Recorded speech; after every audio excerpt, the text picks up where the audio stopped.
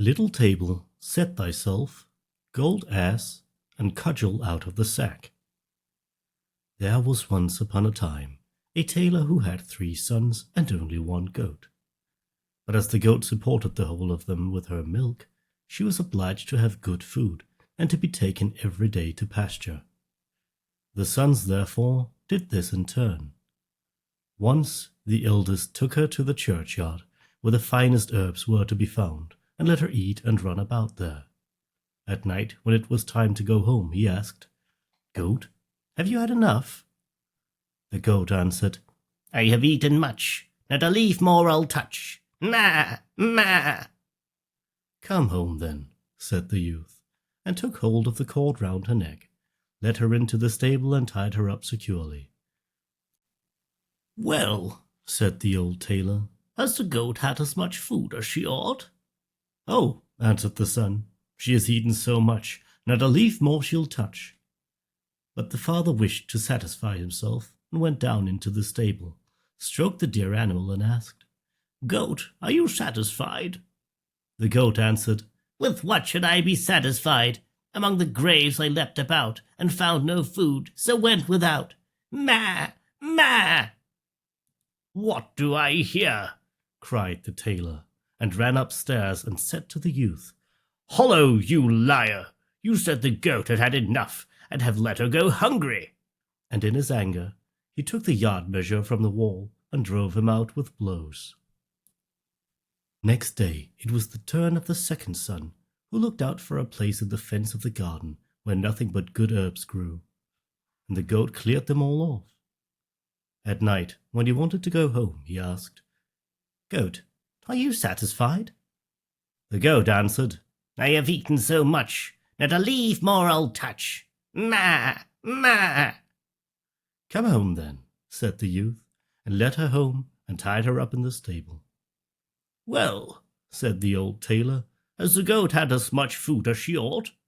"Oh," answered the son, "she has eaten so much, not a leaf more she'll touch." The tailor would not rely on this, but went down to the stable and said, "Goat, have you had enough?" The goat answered, "With what should I be satisfied?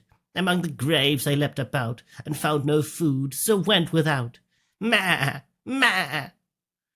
"The godless wretch!" cried the tailor, "to let such a good animal go hungry." And he ran up and drove the youth out of the doors with the yard measure.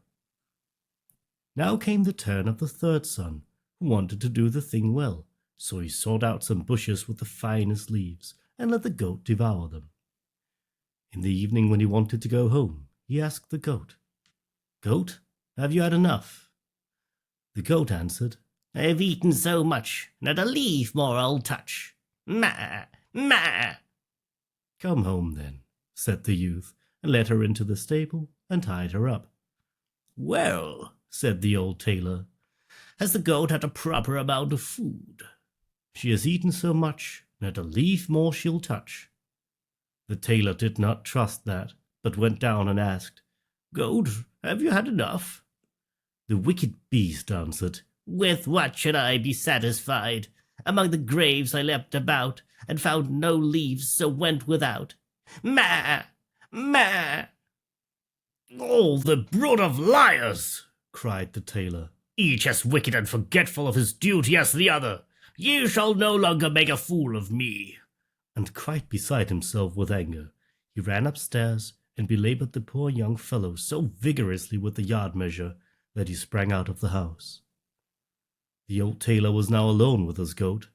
Next morning he went down into the stable, caressed the goat, and said, "Come, my dear little animal, I myself will take you to feed." He took her by the rope and conducted her to green hedges, amongst milfoil and whatever else goats like to eat. "There you may for once eat to your heart's content," he said to her, and let her browse till evening. Then he asked, "Goat, are you satisfied?" She replied, "I have eaten so much, not a leaf more I'll touch. Ma! Ma!" "Come home, then," said the tailor, and led her into the stable and tied her fast. When he was going away, he turned round again and said, "Well, are you satisfied for once?" But the goat did not behave better to him, and cried, "With what should I be satisfied? Among the graves I leapt about, and found no leaves, so went without. Ma! Ma!" When the tailor heard that, he was shocked, and saw clearly that he had driven away his 3 sons without cause. "Wait, you ungrateful creature!" cried he. "It is not enough to drive you forth. I will mark you, so that you will no more dare to show yourself amongst honest tailors." In great haste he ran upstairs, fetched his razor, lathered the goat's head, and shaved her as clean as the palm of his hand. And as the yard measure would have been too good for her, he brought the horsewhip, and gave her such cuts with it that she ran away with mighty leaps. When the tailor was thus left quite alone in his house, he fell into great grief, and would gladly have had his sons back again. But no one knew whither they were gone. The eldest had apprenticed himself to a joiner, and learned industriously and unweariedly, and when the time came for him to go on his travels, his master presented him with a little table, which had no unusual appearance, and was made of common wood. But it had one good property. If anyone put it down and said, "Little table, set thyself," the good little table was at once covered with a clean little cloth, and a plate was there, and a knife and fork beside it, and dishes with boiled meats and roasted meats, as many as there was room for, and a great glass of red wine shone, so that it made the heart glad. The young journeyman thought, "With this you have enough for your whole life," and went joyously about the world, and never troubled himself whether an inn was good or bad, or if anything was to be found in it or not. When it suited him, he did not enter an inn at all, but either in the plain, a wood, a meadow, or wherever he fancied, he took his little table off his back, set it down before him, and said, "Little table, set thyself," and then everything appeared that his heart desired.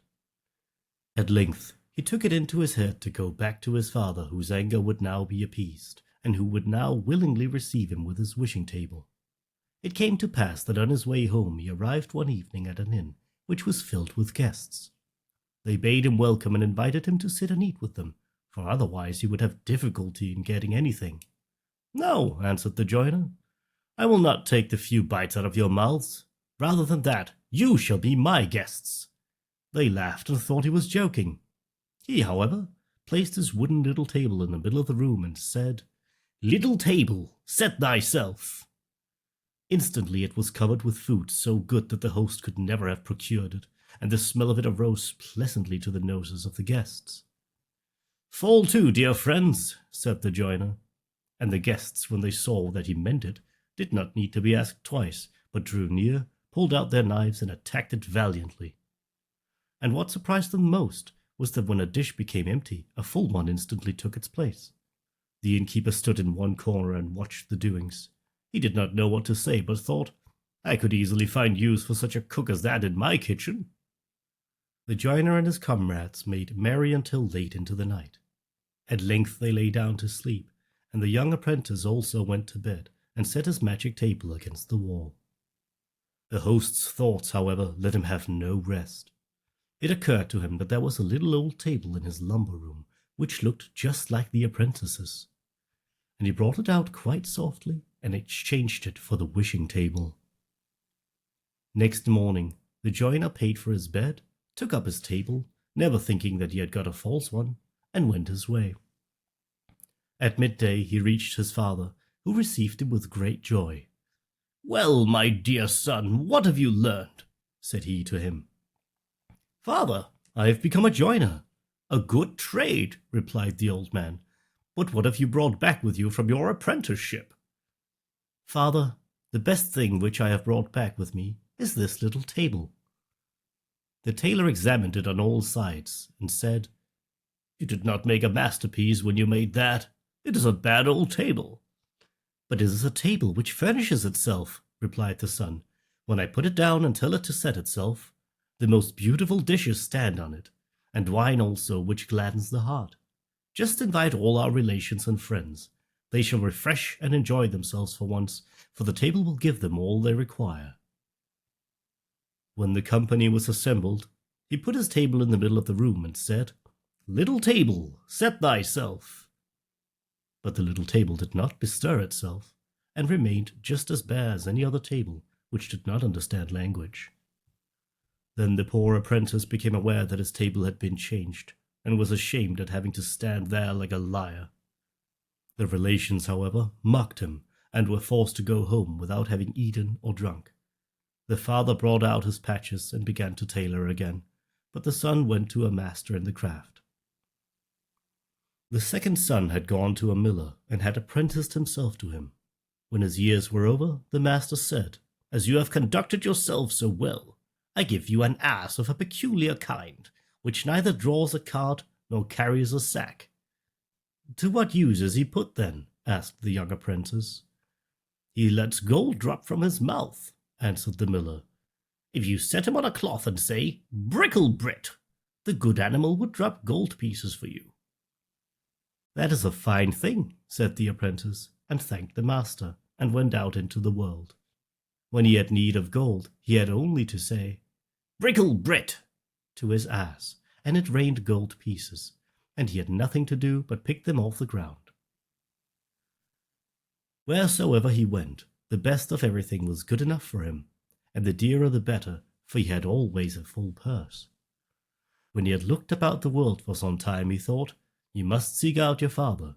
If you go to him with the gold ass, he will forget his anger, and receive you well." It came to pass that he reached the same public house in which his brother's table had been exchanged. He led his ass by the bridle, and the host was about to take the animal from him to tie him up, but the young apprentice said, "Don't trouble yourself. I will take my grey horse into the stable and tie him up myself, for I must know where he stands." This struck the host as odd, and he thought that a man who was forced to look after his ass himself could not have much to spend. But when the stranger put his hand in his pocket and brought out 2 gold pieces and said that he was to provide something good for him, the host opened his eyes wide, and ran and sought the best he could muster. After dinner, the guest asked what he owed.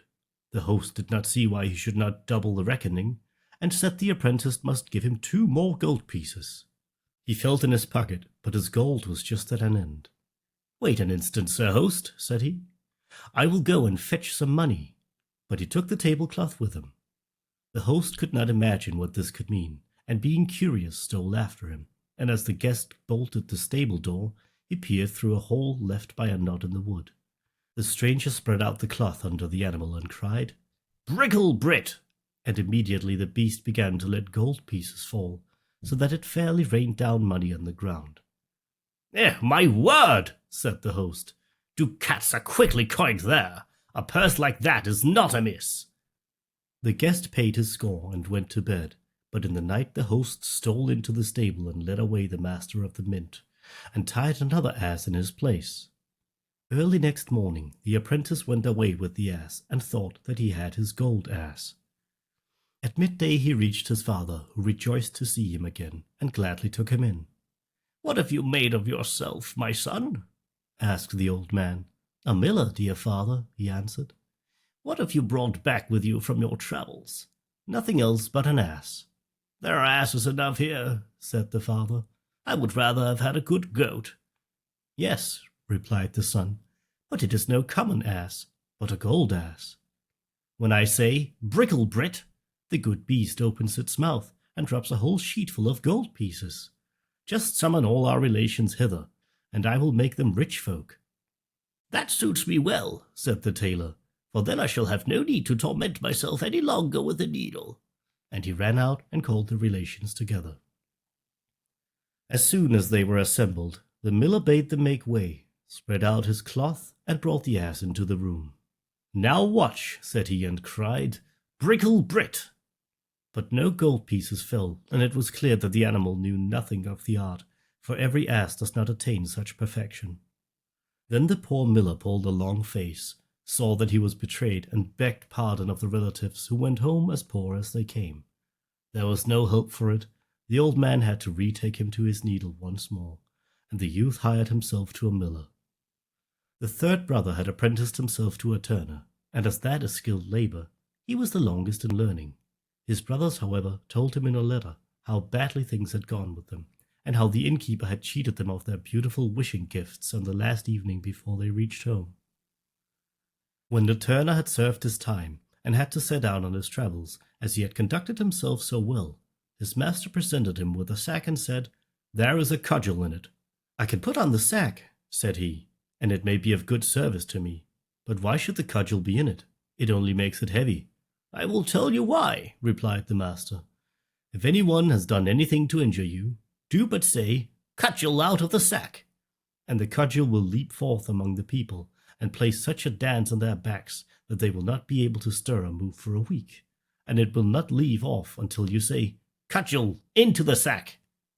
The apprentice thanked him, put the sack on his back, and when anyone came too near him and wished to attack him, he said, "Cudgel, out of the sack!" And instantly the cudgel sprang out and dusted the coat or jacket of one after the other on their backs, and never stopped until it had stripped it off them. And it was done so quickly that before anyone was aware, it was already his own turn. In the evening, the young turner reached the inn where his brothers had been cheated. He laid his sack on the table before him and began to talk of all the wonderful things which he had seen in the world. "Yes," said he, "people may easily find a little table which will cover itself, a gold ass, and things of that kind, extremely good things, which I by no means despise. But these are nothing in comparison with the treasure which I have won for myself and am carrying about with me in my sack here." The innkeeper pricked up his ears. "What in the world can that be?" thought he. "The sack must be filled with nothing but jewels. I ought to get them cheap too, for all good things go in threes." When it was time for sleep, the guest stretched himself on the bench and laid his sack beneath him for a pillow.